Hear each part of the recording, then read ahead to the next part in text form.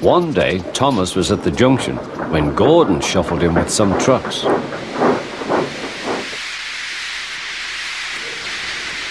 "Phew," remarked Thomas. "What a funny smell." "Can you smell a smell?" "I can't smell a smell," said Annie. "A funny, musty sort of smell," said Thomas. "No one noticed it till you did," grunted Gordon. "It must be yours." Not long ago he had fallen into a dirty ditch. Thomas enjoyed teasing him about it. "Annie, Clarabelle, do you know what I think it is? It's ditch water." Before Gordon could answer, Thomas puffed away. Annie and Clarabelle could hardly believe their ears.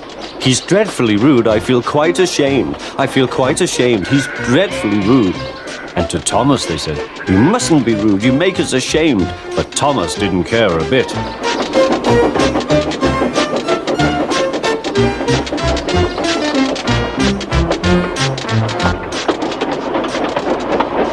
"That was funny. That was funny," he chuckled. He felt very pleased with himself.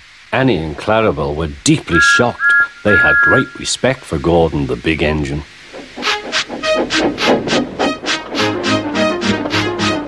Thomas left the coaches at the station and went off to a mine for some trucks.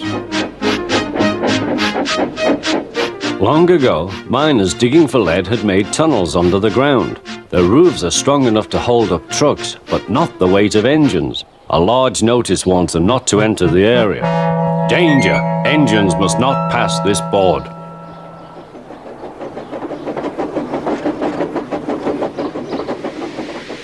Silly old board, thought Thomas. He had often tried to pass it, but had never succeeded. But this morning he had made a plan. The fireman went to turn the points. "Now for my plan," thought Thomas. Pumping the trucks fiercely, he jerked his driver off the footplate and followed them into the siding. "Come back!" yelled his driver. "Fire and smoke," said Thomas. "I am sunk." And he was.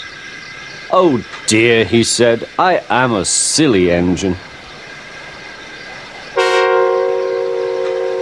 "And a very naughty one too." "I saw you," said the fat controller. "Please get me out. I won't be naughty again." "I'm not sure. We can't lift you out with a crane. The ground's not firm enough." Let me see. I wonder if Gordon could pull you out."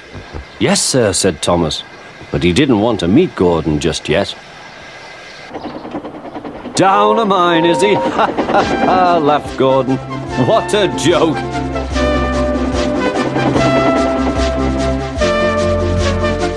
"Poop, poop, little Thomas.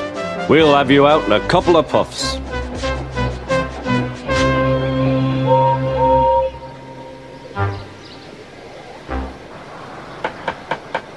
Strong cables were fastened between the two engines. "Are you ready? Heave!"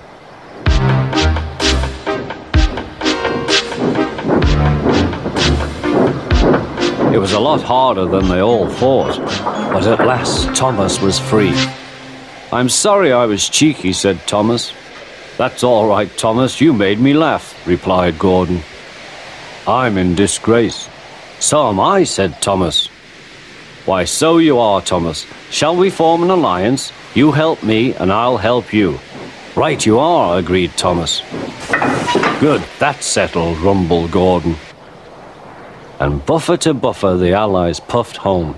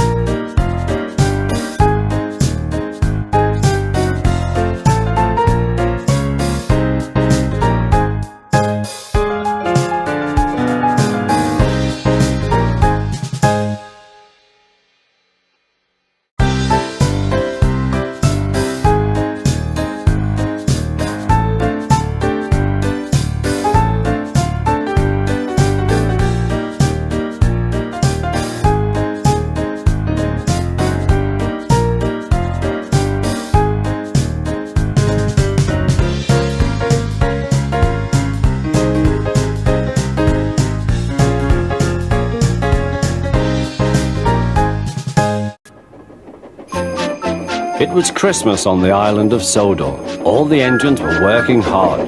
Thomas and Toby were busy carrying people and parcels up and down the branch line. Everyone was happy. Only the coaches, Annie and Clarabelle, were complaining. It's always the same before Christmas, they groaned. We feel so full, we feel so full. Oh, come on, said Thomas. Where's your festive spirit? Christmas Day is almost here. By the side of the track was a lonely little cottage with a familiar figure waving to them. It's Mrs. Kindly, whistled Thomas. Peep, peep, Happy Christmas. Thomas always felt better for seeing her. Christmas just wouldn't be Christmas without Mrs. Kindly. When work was over, Thomas went to see the other engines. All their coats had been polished. Ha, said Gordon, just look at us. Your driver will have to work fast to get you as smart as us. Never mind that, replied Thomas. I've something important to say. Do you realize it's a whole year since Mrs. Kindly saved us from a nasty accident? You remember when she was ill in bed and... Yes, of course, interrupted Edward. You told us how she waved her red dressing gown out of her window to warn you about a landslide ahead. And you and Toby gave her presents, Percy joined in. And the Fat Controller sent her to Bournemouth to get better. But, said James and Henry together, the rest of us have never thanked her properly. Exactly, said Thomas. So now I think we should all give her a special Christmas party. Everyone was getting very excited, and the drivers felt sure that the Fat Controller would agree, as indeed he did. The engines were all busy making plans when silence fell. The Fat Controller had bad news. The weather's changed badly. Mrs. Kindly is snowed up. Toby says he'll help to rescue her. You must help too, Thomas. There's no party unless you do. Thomas hated snow, but he said bravely, I'll try, sir. We must rescue her. We must. There's a good engine. You and Toby will manage splendidly.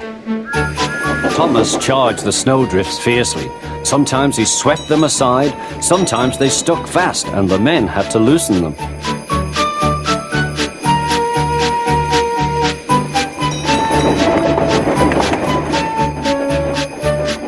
But at the cutting near the cottage, they could go no further. Look at that, exclaimed Thomas's fireman. Peep, peep, peep, here we are, whistled Thomas. An answering wave came from an upstairs window. Then they heard a familiar sound. That's Terence, said Thomas. He's come to help too. Sure enough, Terence had a snowplow and was working hard to clear a path to the railway line in safety. At long last, the rescue was complete.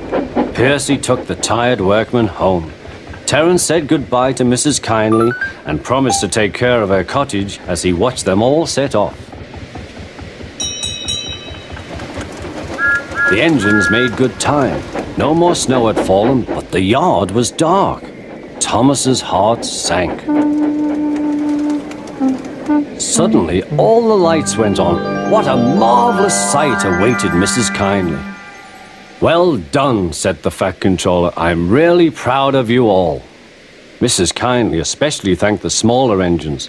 Thomas and Toby are all friends, she said. And now, Percy, you are my friend too. Percy was very pleased. 3 cheers for Mrs. Kindly, he called. Peep, peep, peep. They all whistled. We wish you a Merry Christmas. We wish you a Merry Christmas. We wish you a Merry Christmas and a Happy New Year. Thomas the Tank Engine and his friends thought it was the best Christmas ever, and Mrs. Kindly could think of nowhere she would rather live than here with them on the island of Sodor.